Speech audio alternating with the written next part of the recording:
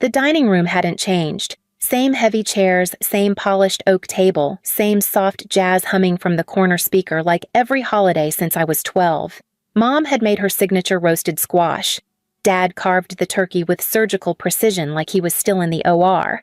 For a moment, I almost convinced myself things were fine. Then as he passed me the mashed potatoes, Dad looked up and smiled. "Is the $2,000 enough each month?" The fork slipped from my hand. I blinked. "What money?" A pause. Then everything went quiet. Even the jazz seemed to fade out. Dad's smile dropped. He looked at Mom. She didn't meet his eyes. I don't understand," I said slowly, my voice barely above a whisper. "I haven't gotten anything." Leona Dad's voice was sharp, but not angry yet. Not yet. She dabbed her lips with a napkin, then set it down. I thought it would be better used elsewhere." "Better used," he repeated louder now. "You told me you'd handle the transfers." "I did," she said simply. "To who?" His voice cracked. "Because it wasn't to Iris." Mom reached for her water, but her hand trembled slightly. "Soraya's program is more expensive. She needs it more. You know how hard it is to break into fashion. It's competitive, unforgiving. And Iris is what just supposed to survive on scraps while our other daughter walks through Rodeo Drive Byron." He cut her off. "No, I need to know. For how long?" She sighed. "Since August." He turned back to me. "Iris, you've had nothing. No transfers, no support at all." I shook my head. I asked once. "Mom said there wasn't anything left after tuition." His shoulders fell. "I thought you were okay." "I've been working nights," I said. "Tutoring, bar shifts, skipping meals. But sure, I'm fine." Mom's chair creaked as she stood. "Don't do this here. It's Thanksgiving." Dad didn't move. He just looked at me like he was seeing me for the first time in a very long time. "I need some air," I said, standing. The hallway felt too quiet, too familiar. I stepped outside, clutching my jacket, and tried to breathe. The fall semester blurred into long nights and longer days. I stacked my schedule until there wasn't a single blank square left on my calendar. Anatomy lab in the morning, tutoring in the afternoons, bar shifts that stretched past midnight. I told myself it was temporary, just until I caught up, just until rent cleared, just until I could breathe. Most days I skipped breakfast. Lunch was whatever I could grab between buildings, usually a protein bar and black coffee. Dinner was instant ramen or day-old pastries from the cafe near campus that tossed out unsold stock at closing. My shoes had started to separate at the soles. I stapled them shut.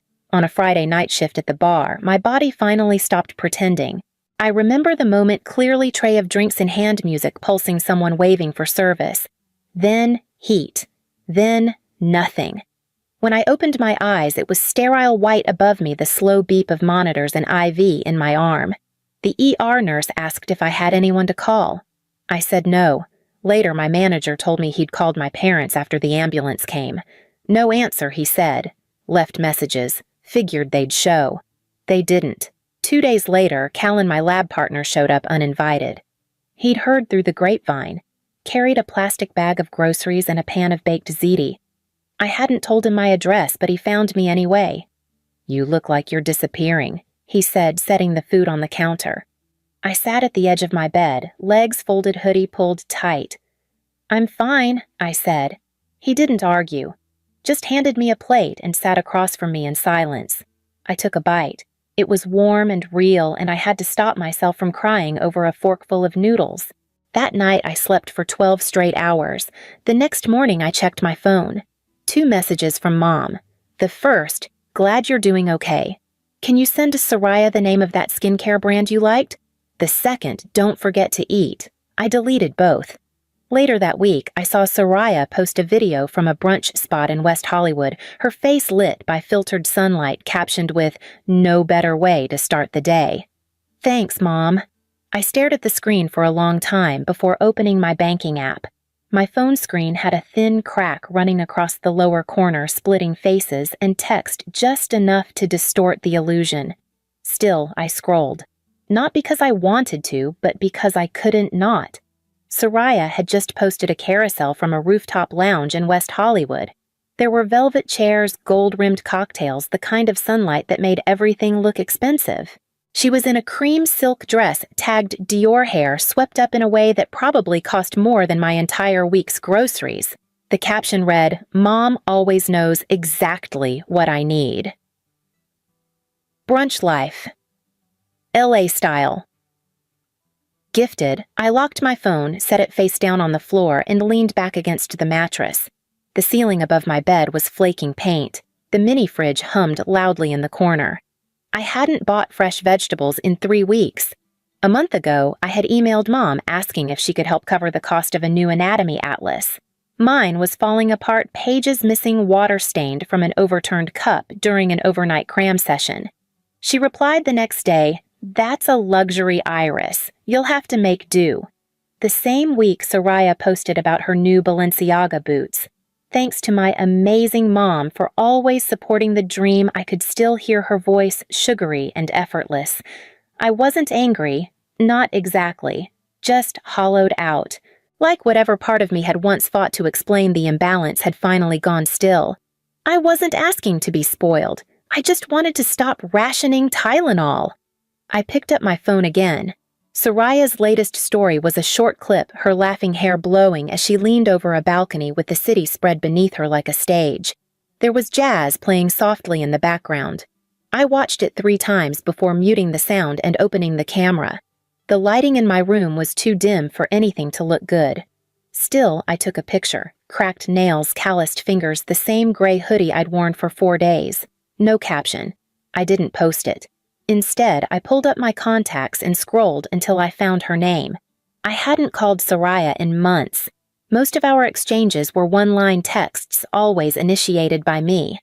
I stared at the screen thumb hovering before pressing the call button. Soraya picked up on the second ring. Her voice was light, breezy, just like I remembered. "Iris, wow. You never call. Everything okay?" "Yeah, I lied. Just wanted to check in. It's been a while." She laughed. "You miss me?" "Sure." My voice was thinner than I meant it to be. She started talking about a recent fashion shoot in Pasadena. The stylist, she didn't like the almond milk shortage at her favorite cafe. I let her go on pretending to listen while I counted the unopened bills on my desk. Eventually, I asked, "How do you manage it all financially? LA isn't cheap." "Oh," she said with a shrug I could hear through the phone. "Mom handles it. She wires me $3,500 every month, sometimes more if I've got shoots or networking events." My mouth went dry. "That's great." "Yeah," she said, oblivious. "She just gets it, you know." "She always says it's about investing in the dream. Anyway, how are classes?" I barely heard the rest of the conversation. I nodded and said, "Uh-huh, and that sounds cool in all the right places." My face felt hot. My hands wouldn't stop shaking. When we hung up, I stared at my reflection in the window. I looked pale, smaller, like something had been peeled back. I opened a new tab and searched for flights. The cheapest seat had 2 layovers and a 6-hour delay, but it would get me to Chicago in time for Thanksgiving dinner. I clicked Book Now. Then I closed my laptop, slid the tray of bills aside, and started packing. I didn't know exactly what I was going to say when I got there, but I knew I couldn't stay quiet anymore. And I knew the table I'd be sitting at would never feel the same again. We sat at the kitchen table, sunlight pouring through the same windows I used to press my spelling tests against for praise. The meal was quiet, almost careful. Mom had made lentil soup and chicken salad, nothing extravagant, but more than I'd had in weeks. I forced down 2 bites before setting my fork aside. Dad glanced up. "You've lost weight." I shrugged. "I guess." "You okay?" "Define okay," I said. He frowned. "What do you usually eat? Instant noodles, discounted sandwiches, leftovers from work if I'm lucky." He paused. "Is the 2,000 not covering enough?" I looked at him. He wasn't being sarcastic. He really didn't know. "There were no transfers, Dad. Not one." His fork clattered against the plate.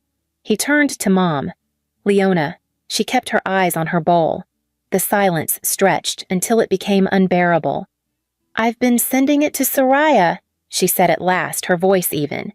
"She needs it more." Dad's mouth opened slightly, but no words came out. "She's in fashion," Byron, Mom continued. "It's expensive. She has events people to meet. She has to maintain a certain image. I blinked. And I don't need to eat. Mom glanced at me like she was startled to hear my voice. I'm not saying you don't need help, she said carefully. I just thought, you're stronger. You've always managed. Soraya's more sensitive. Dad stood up slowly. You told me you'd send it. Every month. For Iris. You let me believe she was fine, Mom said louder now. She always is. Dad looked at me again this time with something that felt heavier than shock. It looked like guilt. I pushed my chair back. I came here for answers. I didn't expect them to be so simple. Mom turned toward me, but I was already on my way down the hallway, her voice fading behind me as I reached my room and closed the door. Dad knocked that night. I didn't answer, but he opened the door anyway slowly, like he wasn't sure if he had the right to be there. I couldn't sleep, he said. I just keep going over it all. I sat up waiting. She told me she was sending it. Every month. I thought you were okay. I thought you were comfortable. I didn't say anything. He sat on the edge of my bed. You remember when Soraya got her car? I nodded. I got maybe next year. He exhaled through his nose, like the memory hurt more now. I said we could only afford one vehicle at the time. She told me you didn't mind. I did, I said simply. He nodded slowly. I keep thinking back. This summer you wanted to do that medical camp. She said you changed your mind, said you wanted to stay home and save money. I cried for a week when she told me we couldn't afford it. Soraya went to Italy that summer. He looked away. I should have asked more questions. She made it easy not to. He was quiet for a long time. Then she always said you were independent, that you didn't need as much, that you'd find a way. She wasn't wrong, I said. I did find a way. I just shouldn't have had to. His jaw tightened. This isn't about strength, Iris. It's about fairness. And I missed it. For too long. I could hear them arguing again downstairs. Mom's voice rose sharp. Something about loyalty. His response, lower, angrier, cut through the walls. I closed my eyes. It wasn't just about the money anymore. It hadn't been for a long time. The next morning, I found Dad in his study glasses low on his nose, scrolling through bank statements. He didn't hear me approach. Iris, he said when he noticed me, I need you to know I didn't just believe your mother. I handed her access. To what the trust, he said, the one set up for you and Soraya, split evenly. I thought it was locked until you turned 25, but apparently she's been diverting funds to a separate account, in Soraya's name only. He rubbed his temples, his voice tight. 250,000 so far. I felt something shift inside me. Not shock exactly.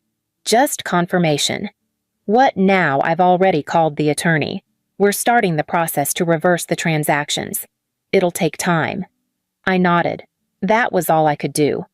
Later that night, their voices rose again. This time, sharper, messier. You didn't even ask me, Dad shouted.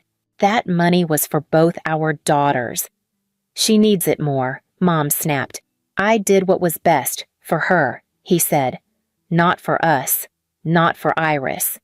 Hearing my name like that, loud, defended, not dismissed, sent something through me I didn't have words for. I stood at the top of the stairs, listening. I trusted you, he said again, quieter now, and you stole from our own child. I turned away before I could hear her answer. I already knew what it would sound like. Soraya called 2 days later. Her voice was tight-clipped at the edges. Mom told me I'm only getting $1,000 a month now. Is that true? Yeah, I said. Dad's handling the finances now. She exhaled sharply. I can't live on that. Rent classes materials, I know. There was silence, like she was waiting for me to offer a solution. I didn't. Do you really think this is fair? She asked. I think it's overdue. She hung up. That night, I caught Mom slipping money into an envelope. She didn't see me standing in the hallway, but I knew what it was for. Later, Dad did too. He didn't raise his voice. He just stood across from her in the kitchen and said, I can't do this anymore. She stared at him, unblinking. I was trying to protect her. He didn't flinch. And who was protecting Iris? Iris is fine, she said. She's always been fine. He looked tired. You keep saying that like it justifies everything. I just wanted the best for Soraya. He shook his head. And what did Iris get? Mom didn't answer. The next morning, he called a lawyer. By the end of the week, he had filed for legal separation. The house felt different, quieter, like something had cracked and let in air that had never been allowed before. Mom moved through the days like she was underwater. She cooked, she folded laundry, she rearranged books that hadn't been touched in years.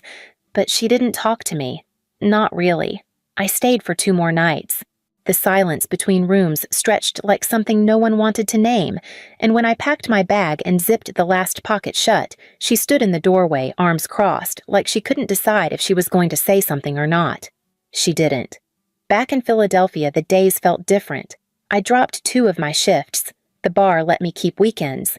I kept tutoring because I liked the quiet clarity of explaining things. The rest of the time, I studied, slept, and ate food that didn't come from a packet. My grades climbed fast, not because I suddenly got smarter, but because I could finally breathe. I bought myself a pair of new sneakers, not expensive, just intact. They felt like an upgrade I had to earn twice, once in work, once in worth. Soraya texted more often. At first, it was out of habit. Then it turned into something else. She sent pictures of outfits she'd styled for clients at the boutique. They're not designer, but I like them more, she wrote once. They actually feel like mine.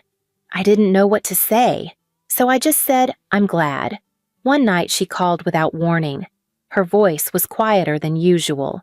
I think I finally see it now. See what it cost you.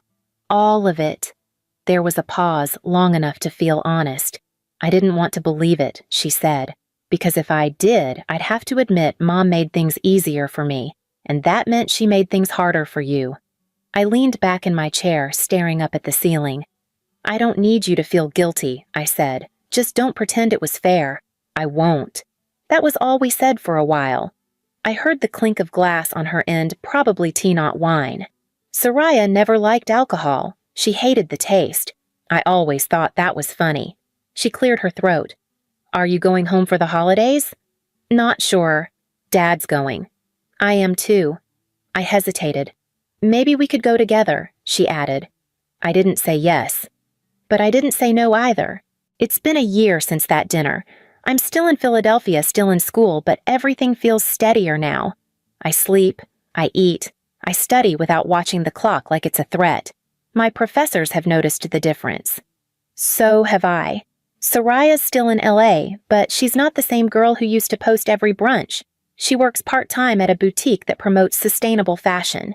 She designs pieces from leftover fabric and talks more about craftsmanship than couture. The pride in her voice is quieter but real. Mom works at a home goods store now. She says it's temporary, but I don't ask for more. Our calls are brief, polite. There's distance neither of us knows how to cross. Dad, on the other hand, calls every week. Sometimes we talk about school. Sometimes we don't. When he visits, he brings books and groceries and listens like time is no longer a luxury he has to ration. One evening, Soraya called just as I was leaving the library. Thinking about going home for the holidays, she said, to see Mom. I didn't say anything. Do you want to go together? She asked. Not for her. Just to do it right this time. There was a long silence, but she didn't fill it. She just waited. I nodded before I even realized I was doing it. Okay, I said. Let's go. Christmas came with no grand gestures. Just an early flight, 2 carry-ons, and a quiet knock at the door. Soraya and Dad went in first. I followed behind. Mom answered in a sweater I didn't recognize, plain slightly worn. Her hair had more gray than last year. She smiled faintly. It didn't reach all the way. We sat around the same table where it all broke. The food was simple roasted vegetables, a store-bought pie, dry turkey Dad overcooked. No one brought up the past, but no one pretended it hadn't happened either. That, I think, was the win. We passed dishes. Soraya complimented the stuffing. Dad asked about my classes. Mom said she was still getting used to retail hours. It was honest, not warm, but honest. Later that night, I unpacked in my childhood room. The walls looked smaller. I pulled out a plain white envelope from my bag, my tuition receipt. I placed it in the drawer next to a folded note Dad had written a few months back. It read, "This is yours. Not because you earned it, but because I finally saw you." I read it once more before closing the drawer. For a long time, I thought love had to be proven. That silence meant strength, and strength meant not needing anything. But I don't believe that anymore. I believe in being seen. And I believe some stories don't end with healing, they begin with it.